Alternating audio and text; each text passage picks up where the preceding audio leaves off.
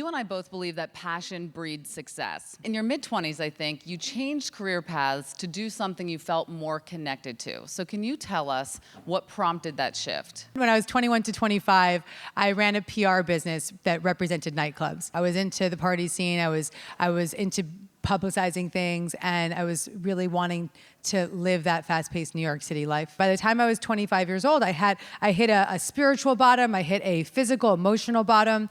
I had lost all my friends. I was addicted to drugs and alcohol. I was running this business that was not authentically me. I had to get my life together, and I had to turn my life around. And so in getting sober, I also got very spiritual and very quickly started applying the spiritual principles and the self-help principles that I had been applying in my own life to the world. So the moral of the story here is your passion can propel you forward, even if you don't have the credentials. Right before my first book, Add More Ing to Your Life, came out, I had this vision of a PR placement that I wanted to get. And I'd read this article in the New York Times, and it was an article about all these food bloggers. I put it on my vision board, and I thought, I want that. I want a cover story in the New York Times style section talking about this new trend of spiritual women in New York City. I'm gonna call the New York Times right now and pitch the Sunday Styles story. And so I pick up my phone and I call this guy Alan. Months go by, and I have like a few random phone calls from Alan saying like, maybe, still thinking about it, maybe. And he calls me, says, I'm coming to your apartment in 2 weeks from now and interviewing you